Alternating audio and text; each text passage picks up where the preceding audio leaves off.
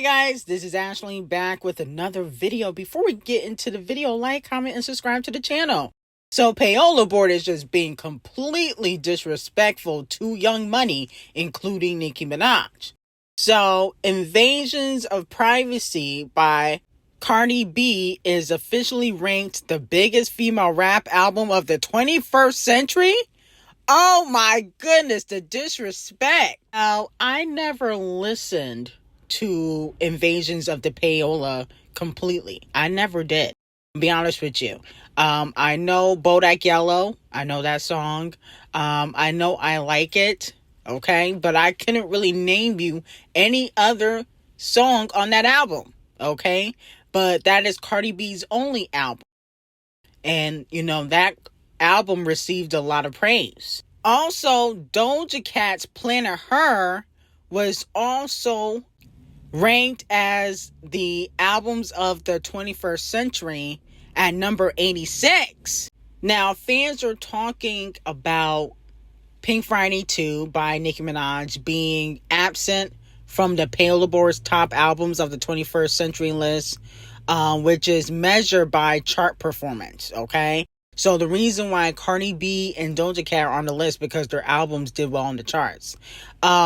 I also think the reason why, Nicki Minaj wasn't on the list is because, unfortunately, Pink Friday 2 wasn't well received by the general public, which I don't even know why. I'm still listening to Pink Friday 2. I'm listening to R&B, Let Me Calm Down, Barbie Dangerous. I don't even understand how you can really say the album was trash.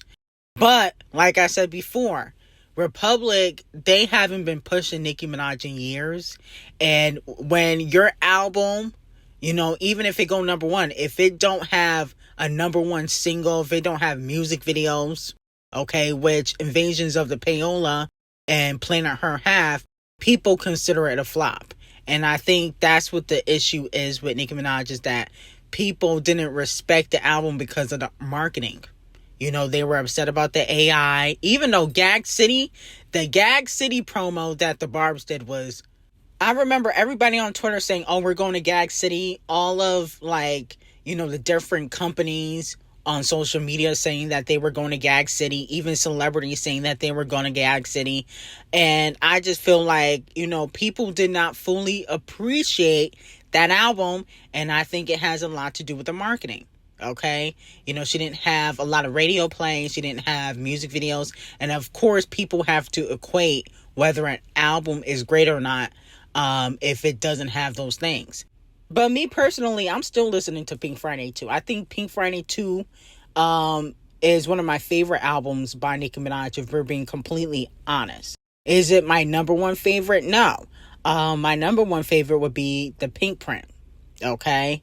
But I just feel like it's disrespectful for people to say it was trash. And I also think it's disrespectful to put Doja Cat and Cardi B on the list and not Nicki Minaj. Now, Big Doja, Scarlet is the second highest grossing tour by female rapper in history with 46 million and 31 shows. Only after Nicki Minaj's Pink Friday 2. Wow. Doja Cat cannot be stopped. And this is why y'all gotta respect Doja Cat as a rapper, okay? Because she did this on an album that is considered a flop. Like, Scarlet is her worst album, yet she was able to do 46 million for that tour, okay? Now, no shade, Megan Thee Stallion, even with the Devil Nation push, even with the Sympathy Train and the 3 Scammies, she still was unable to beat Doja, okay? And I don't understand how people can say, like, Doja Cat not a rapper, but Cardi B is, and Cardi B don't even write. I don't understand that. Or they'll say Ice Spice is a rapper, but Doja Cat's not, when she rap better than Ice Spice. I don't understand that. The hate don't match up. Like, how is Doja Cat not a rapper, but Ice Spice is? And she rap better than Ice Spice, okay? And on top of that, she can stand on her own. Like, she don't need to attach herself to other female rappers to succeed. Like, no shade, Megan and Ice Spice needs to do. No shade. Same thing with Cardi B. Like, Cardi B don't really make noise unless she collaborating with Gorilla Glue or Megan. Let's be very clear. So, I respect that Doja Cat can stand on her own. Now, moving on from that, a California court has granted Megan Thee Stallion a 5-year restraining order against Tory Lanez. The decision was announced on Thursday by Judge Richard Bloom after Megan testified via video about the lasting trauma she has endured since the 2020 shooting and her fears for her safety. She did say in her testimony that, she believes that he would shoot her again and she might not make it the second time around. So that's what she said in her testimony. The court does believe that the facts in the matter show both unlawful violence, a threat of violence, and a willful course of conduct that seriously harasses the petitioner and serves no legitimate purpose. Okay, so let me know how y'all feel about that. Now, I don't really feel like Tory Lanez was really harassing her. I think that she was just trying to shut Tory Lanez up so that way he can't sneak diss in raps. He can't really talk about her. And then on top of that, if he does get out of jail, which I think is a very slim chance. But if he's able to get out of jail early, if he's able to win his appeal, he can't come near her. Like if she's performing somewhere, he won't be able to perform at that same stage. Remember when he popped out with the baby at Rolling Loud, okay? And, she was upset about that. So with that being said, I think she's trying to stop his bag and stop him from being able to be near her if he does get out. I think that this was definitely a chess move. But one thing I definitely will say is the devil works hard, but Devil Nation works harder. Who works harder than Devil Nation? Nobody. Alex Sparrow, he don't play around. Okay? If I was Tory, I would just throw the appeal away because it looks like you may not be coming out of jail anytime soon. Okay? Because Megan don't want you out of jail and neither does Camel Toe. So now Queen Bee could make history and become the first black artist to win Best Country Album at the Grammys with Cowboy Carter. It is the front runner to win the award, which would make it the third genre she has won on an album awarding, joining R&B and dance electronic. Okay, so let me know if you think Queen Bee's about to make history within a month or so. I don't know if she deserves to make history, but I definitely feel like she could possibly make history. I'm not crazy about Cowboy Carter, but it did have a lot of impact, in 2024, and I said that before. But moving on from that, Nadia Cohen teased a picture that a lot of people think isn't related to Queen Bee dropping visuals on, January 14th or like a movie-esque type of visual like she did with Lemonade for Cowboy Carter. If she do that, she's getting Donkey of the Day. You do that when the album comes out the first week. Not when the album been out damn near a year. Okay, you just being lazy, and now you just being greedy, and you trying to get as much money as you possibly could. That don't even make sense to drop the visuals now. We don't care about the visuals in 2025. You need to drop Act 3. Queen Bee better not play around and try to drop visuals for Act 1 or Act 2, or she will be receiving Donkey of the Day. And I'm not going to feel bad about it either. It doesn't even make no type of sense to drop no visuals for Cowboy Carter. That came out in March of 2024. Come on now. Stop. Now, moving on from that, the top albums of the 21st century, the top 10 albums of the 21st century. We got Morgan the Racist at number 1. Definitely, positively not. Okay. Dangerous, the double album, no. Adele's 21, absolutely. Hamilton, an American musical, no. One Thing at a Time. But why is Morgan the Racist here twice? Like, there were better albums than what he put out. Stop. Hollywood Bleeding by Post the Culture Vulture. No. My Turn by Little Baby. All the Right Reasons by Nickelback. And the Fame album by Lady Gaga.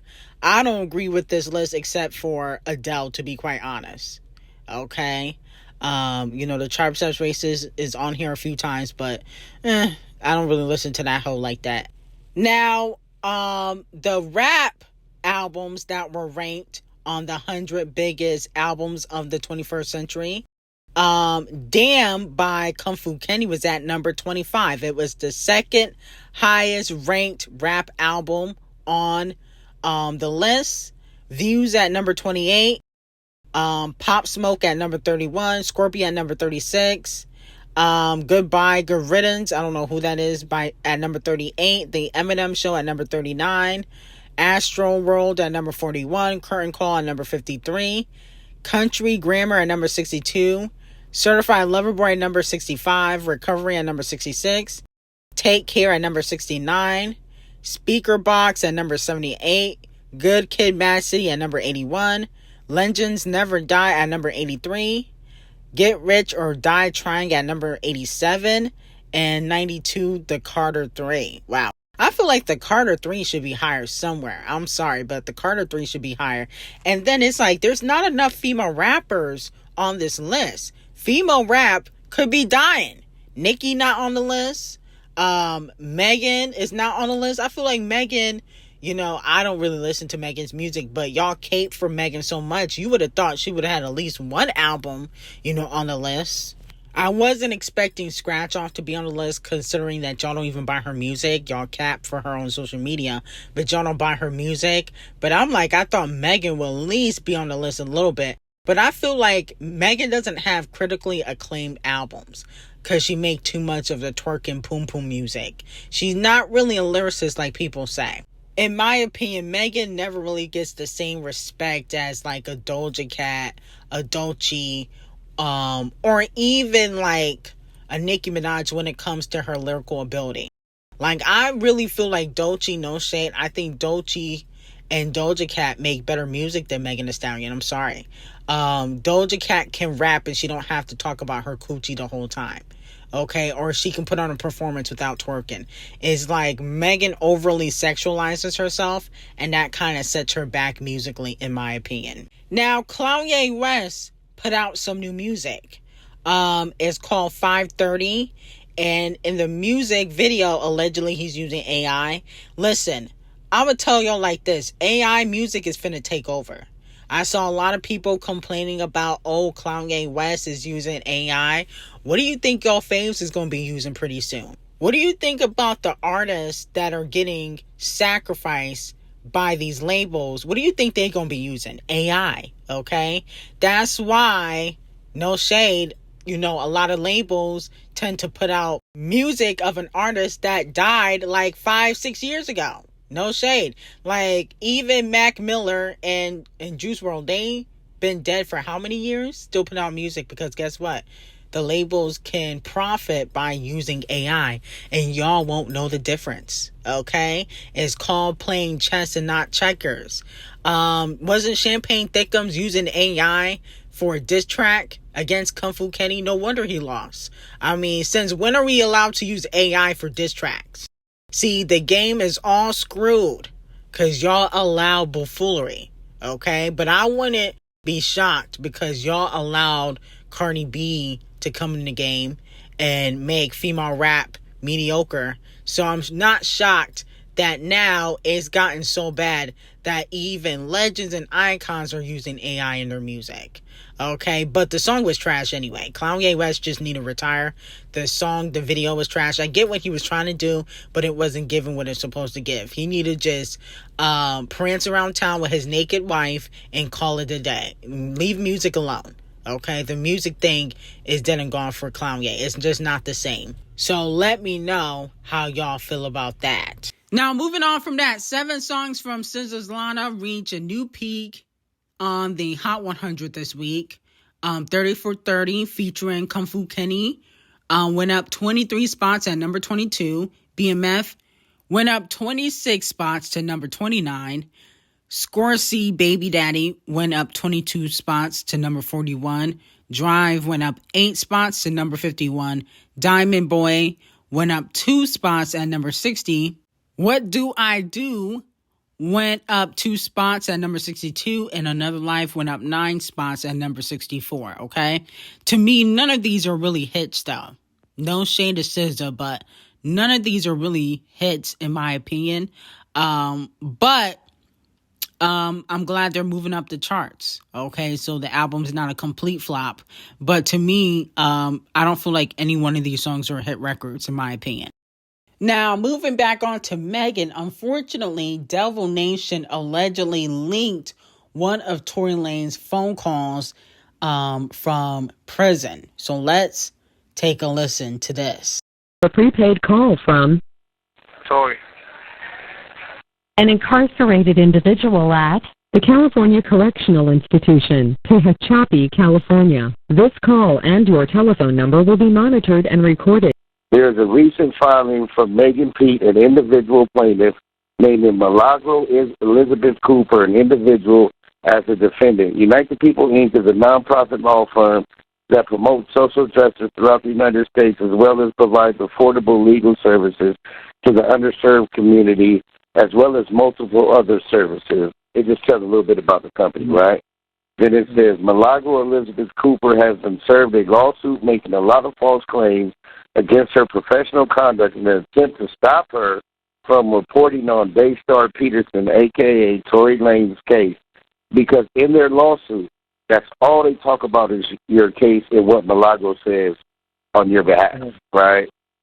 They said that all kinds of shit, right? But I'm going to run through this real quick.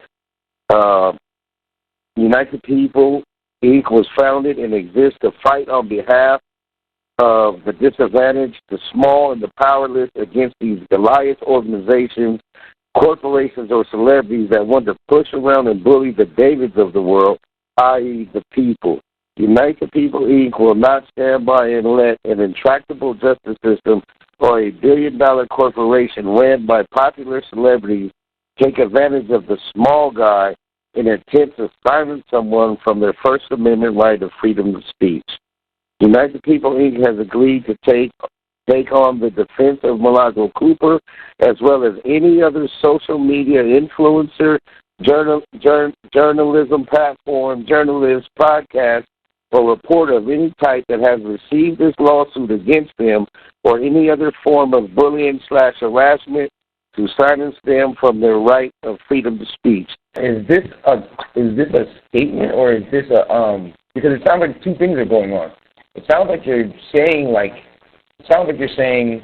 yo, we're representing Milagro, these are the things, these are the facts, these are the basis, this is the basis, and then you're saying, but if anybody else needs it, like, what is this account? Like, what is this?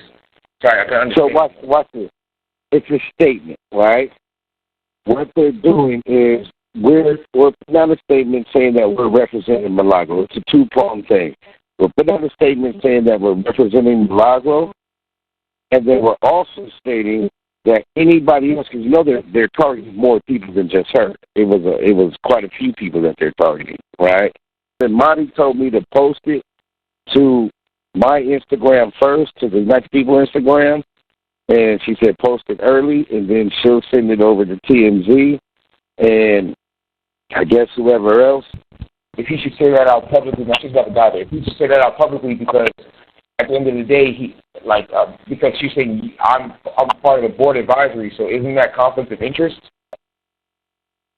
This is the thing where Megan is suing Milagro, right? Yeah. That don't have. You're done with Megan. It's Daystar Peterson against the Attorney General's office and the appellate courts. That's why we said, why the fuck is her lawyer even speaking up? She has nothing to do with this no more.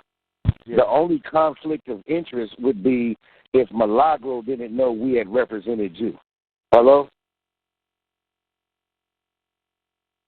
Tory. Man, that shit cut off exactly at 11:30. Wow. I'm like, damn, his phone call got leaked, but they did the same thing with Young Thug. But I'm sure Devil Nation is going to use this phone call to their favor, okay?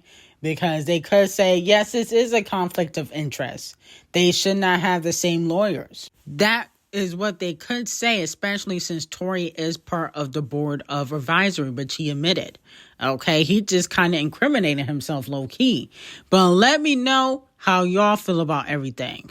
Now, moving on from that, in a letter sent to former clients obtained by Lauren LaRosa of Brown Girl Grinding, Tony Busby is looking to round up the people that Camel Face has allegedly reached out to get them compensated for that.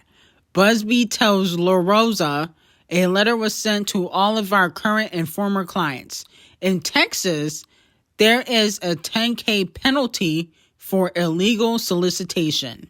We have been contacted by more than 24 current and former clients informing us that investigators from NYC posing as federal and state agents have attempted to entice our clients to sue us. 2 former clients who were illegally solicited have already filed suit. We intend to put a stop to it, okay? So, I guess Tony Busby is trying to get back at Camel Face for reaching out to his former clients. This is going to be very interesting, but the thing about Tony Busby is that you're not really reliable, okay? You still haven't shown one lick of evidence that Camel Face are that anonymous girl. We still haven't seen one lick of evidence. Shouldn't you be focused on that case that you're about to lose? But anyway, got some hot tea on Patreon, especially on these fires in Cali, and then also Twitch's wife. Link will be in description, and I hope you guys have a great day.